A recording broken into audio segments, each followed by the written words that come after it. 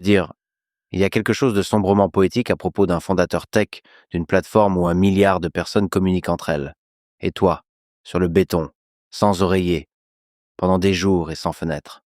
C'est comme un livre, ça me rappelle, enfin je suis un grand fan de Franz Kafka, et il a écrit sur l'absurdité de ce genre de situation, d'où ces histoires qu'on qualifie de kafkaïennes. Un de ses livres parle littéralement de cette situation, et l'a peut-être même prédite, appelée Le procès.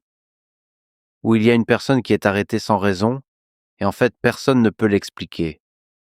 Et il reste coincé dans le système judiciaire pendant longtemps, et, de manière fascinante dans cette histoire, ni la personne arrêtée, ni aucun membre individuel du système ne comprend pleinement ce qui se passe. Personne ne peut vraiment répondre aux questions, et à la fin, la personne, attention spoiler, la personne est mentalement brisée par tout le système, ce que la bureaucratie peut faire dans ses formes les plus absurdes. Elle brise l'esprit humain que nous avons tous en nous. C'est le côté négatif de la bureaucratie. Je suis totalement d'accord avec toi vis-à-vis de l'absurdité de cette chose. Parce que si ça avait été une vraie tentative, faite de bonne foi, pour résoudre un problème,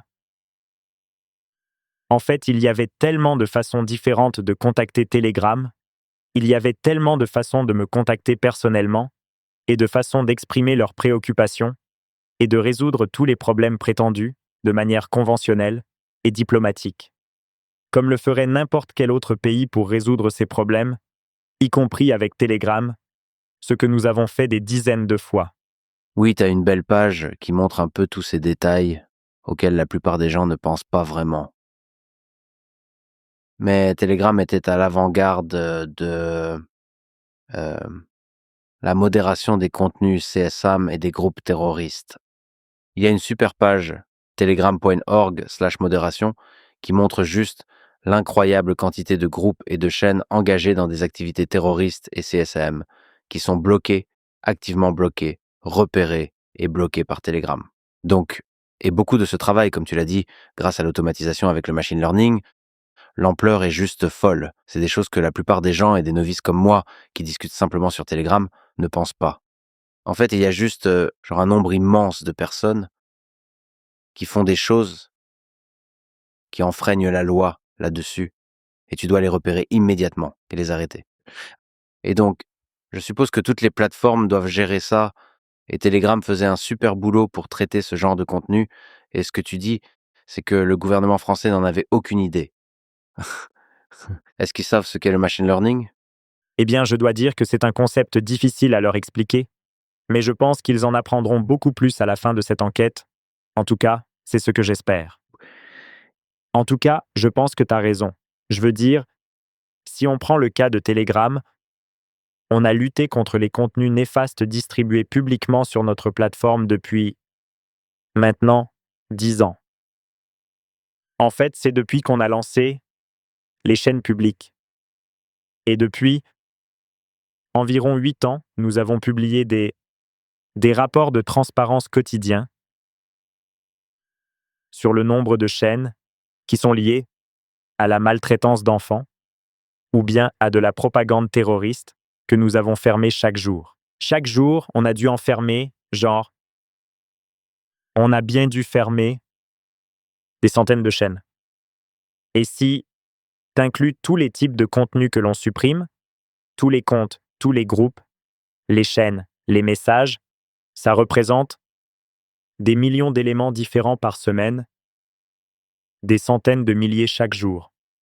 Et alors quelqu'un va lire le journal et s'indignera parce qu'il a lu quelque chose sur de la pédopornographie, ce qui, bien sûr, est un sujet qui est très chargé émotionnellement, et il va faire quelque chose qui n'est pas basé sur des données, ou sur une réflexion logique, ou sur la loi, mais basé sur des émotions qui sont plutôt issues de la mésinformation. Ouais, je pense qu'on devrait préciser qu'il n'y a aucune raison qui justifie que le gouvernement français aurait dû t'arrêter. Mais nous y voilà, c'est ta situation actuelle. Donc pour être clair, tu dois te présenter devant un juge. C'est vraiment complètement absurde. Ça serait hilarant si c'était pas extrêmement sérieux. Tu dois te présenter devant un juge à des intervalles réguliers prédéfinis. Que penses-tu de cette expérience? En France, il y a ce qu'on appelle un juge d'instruction. Je pense pas que ça existe dans beaucoup d'autres endroits dans le monde. Mais ça veut dire que je ne suis pas en procès, mais qu'ils enquêtent sur moi. Et en France, c'est pas que la police ou le procureur qui me pose des questions, c'est un juge. D'après mon expérience, c'est toujours un peu comme un procureur, mais qu'on appelle juge. Et il est plus difficile de faire appel dans cette situation. Et donc, si tu es limité, disons, dans les pays vers lesquels tu peux voyager, alors faire appel de cette restriction te prendra beaucoup plus de temps.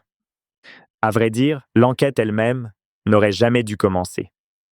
Je dirais que c'est une façon absurde et même néfaste d'essayer de résoudre un problème que l'on sait être aussi compliqué et difficile que la régulation des réseaux. C'est le mauvais outil. Et donc, on s'est opposé et on a fait appel contre l'enquête elle-même. C'était l'année dernière. Et en fait, on n'a toujours pas reçu de date d'audience pour l'appel, car le processus d'appel est d'une lenteur interminable. Pas que pour moi, pour tout le monde. Je me suis rendu compte que c'est un système défaillant à plusieurs niveaux. Il y a des entrepreneurs qui ont déjà eu affaire à la justice française, qui m'ont raconté des histoires d'horreur.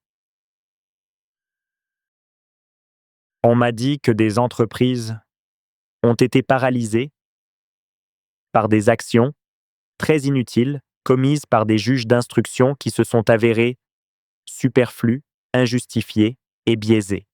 Et au final, le problème peut potentiellement être résolu quand atteint une autre juridiction qui est supérieure. C'est là que tu obtiendras justice, mais tu perdras alors beaucoup de temps et d'énergie en cours de route. Donc c'est la seule chose qui est, je l'espère, différente. Et qui sera différente dans cette affaire par rapport à ce que tu m'as raconté sur Kafka.